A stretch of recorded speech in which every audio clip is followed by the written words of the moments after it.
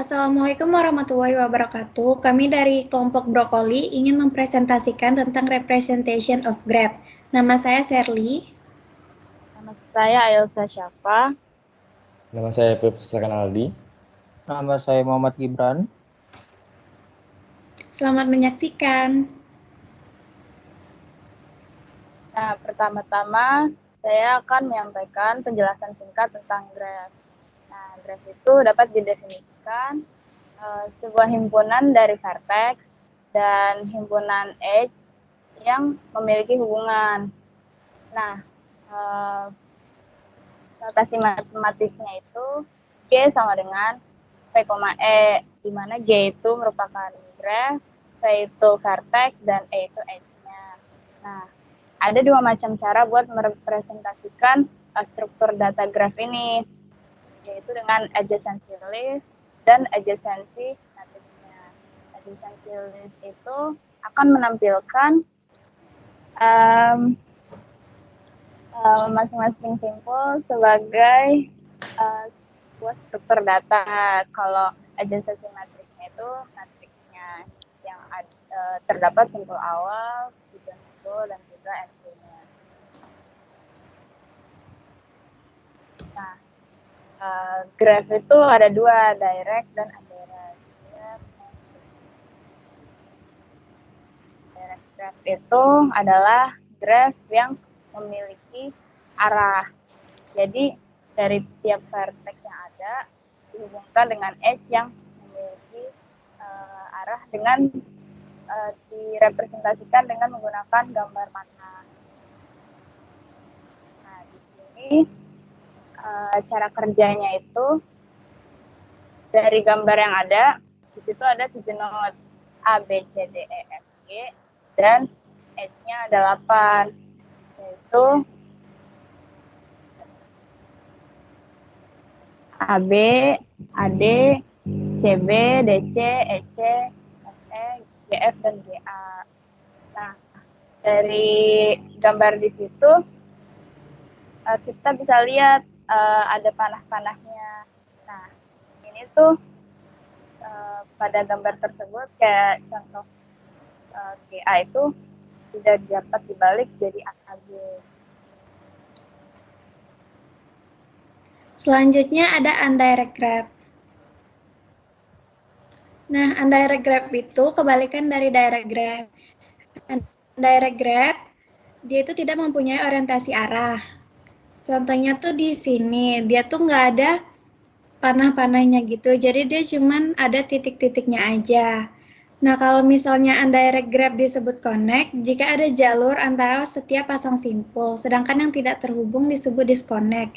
Jadi, ketika kedua simpul atau edge diputus untuk menghasilkan sebuah subgraph.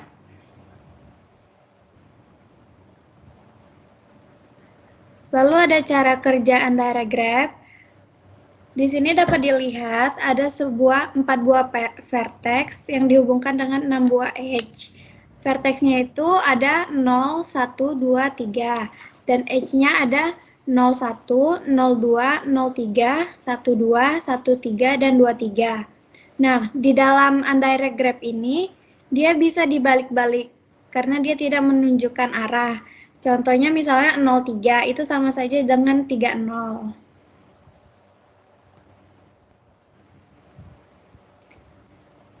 Di sini ada codingan source code dari indirect graph. Nah, dia ini bisa dipakai untuk merepresentasikan adjacency matrix. Nanti selanjutnya akan dijelaskan oleh teman saya. Oke, jadi kita akan melanjutkan ke dalam pengaplikasian dari direct dan indirect graph. Jadi pertama akan menjelaskan tentang adjacency list representation. Jadi, adjacency list representation itu adalah sebuah bentuk representasi dari suatu grafik di mana seluruh sisi yang ada dalam grafik memiliki di mana simpul-simpul tersebut dihubungkan sisi antar sisi dan dinyatakan sebagai simpul-simpul yang saling terkait. Bisa dilihat dari contoh yang ini A, B, dan C, di mana pada vertex A maka array of agency-nya akan menjadi B dan C. Sedangkan pada vertex B array of agency-nya bakal jadi A dan C. Sedangkan pada vertex C akan menjadi A dan B. Nah, cara kerja secara matematisnya adalah, contoh ini adalah soal di mana akan ada 5 vertex 0, 1, 2, 3, 4. Nah, pada cara pengerjaannya adalah seperti ini. Pada soal ada diketahui bahwa 5 vertex di mana 1, 0, 1, 2, 3, 4, di mana setiap node terhubung harus samanya dengan sebuah simbol. Di mana bisa dilakukan setiap analisa berbagi sebagai berikut. Pada node 0, maka dia akan dimulai dari node 0, lalu dia akan membaca ke titik 1 dan titik 4. Maka ditulis node 0 sama dengan head menuju 1 menuju 4. Lalu pada head 1, dilihat dulu dia tuh terhubung dengan node mana saja. Di sini dia terhubung dengan node 0, node 4, node 3, dan node 1, dan node 2. Di mana penulisannya akan menjadi head menuju 2, menuju 3, menuju 4. Kenapa 0 tidak ditulis? Karena 0 sudah ditulis di sebelumnya, sehingga dia tidak perlu ditulis lagi. Lalu pada node 2 itu dia terhubung dengan 2 dan 3, maka ditulis head menuju 1 menuju 3. Pada node 3 ditulis menuju 1 menuju 2 menuju 4, dilihat dari grafik yang ada, menuju 1 menuju 2 menuju 4. Pada tempat kita lihat dia itu terhubung dengan 0, terhubung dengan 1, dan terhubung dengan 3. Maka kita tulis head menuju 0, menuju 1, menuju 3. Gitu. Next, ini adalah source code dari agency list representation, di mana saya menggunakan C code, di mana pada code di sini akan dijelaskan bahwa pada main program, di main program di bawah ini, V itu akan menjadi jumlah daripada node. Karena tadi kita mengambil contoh pada soal yang sebelumnya, maka node yang ada akan menjadi 5. Maka dari itu, setelah itu, dia akan maju ke struct graph, pointer graph, sama dengan create graph. Nah, di sini itu berguna untuk membuat graph-nya itu. Jadi, graph-nya itu akan dibuat sesuai dengan 5 node yang diminta. Habis itu akan masuk ke dalam add edge, graph 0,1, 0,4, 1,2, dan lain-lain. Dan itu akan masuk ke dalam add edge ini. Jadi, add edge ini, dia itu akan mengurutkan sesuai dengan permintaan yang ada. Dia akan mengurutkan dari 0, baru ke node 1, node 2, node 3. Nah, dan node keempat, karena di sini ada 4. Dan maka dari itu, akan setelah selesai melakukan operasi, dia akan ditampilkan di print graph. Print graph dalam kurung graph. Nah, dia bakal ditampilkan dengan urutan seperti ini. Jadi pada pcrawl sampai menuju vertex, maka pcrawl sama dengan pcrawl menuju next gitu. Oke, jadi selanjutnya ini ada agency matrix.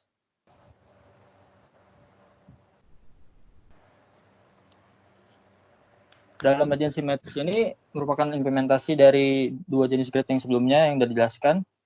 Jadi agency matrix ini dalam fungsinya itu mempresentasikan dari node-node dari suatu graph itu dalam bentuk matrix. Jadi kalau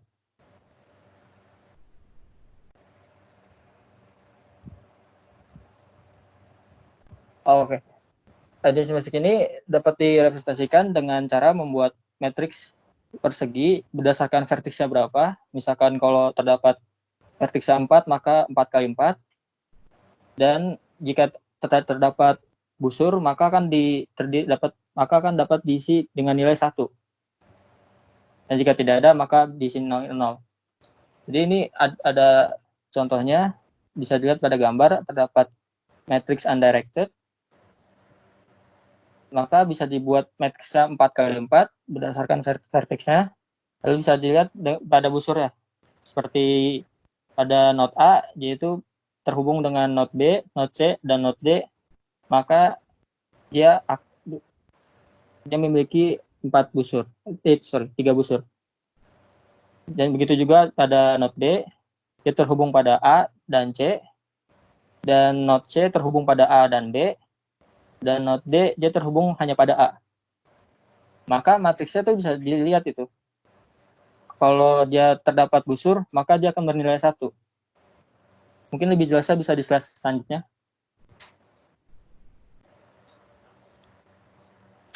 Bisa dilihat di sini terdapat undirect graph, yang dimana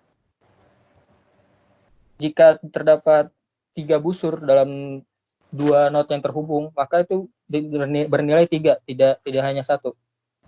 Begitu pula juga jika terdapat 2 busur, maka dia akan bernilai 2. Dan juga pada ini yang sebelah kiri ini indirect graph, yang sebelah kanan ini direct graph. Pada direct graph juga sama. Bisa dilihat dia itu terdapat busur-busurnya. Dan pada C terhubung sama B, dia itu terdapat 2 busur, maka di dalam matriks itu dia bernilai 2. Ini merupakan code dalam bahasa C dalam pembentukan agency matrix. Jadi yang pertama yang dilakukan berdasarkan code ini menentukan berapa vertex yang terdapat pada graph-nya. Lalu dia itu akan menentukan besar matriksnya itu berapa berdasarkan vertex-nya. Setelah itu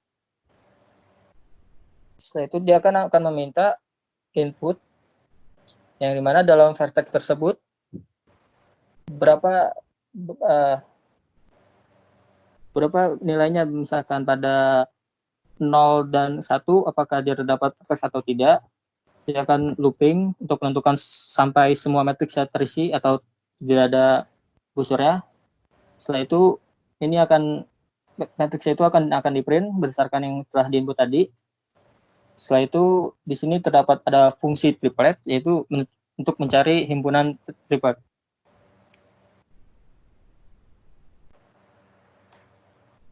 Ini merupakan referensi yang kita pakai.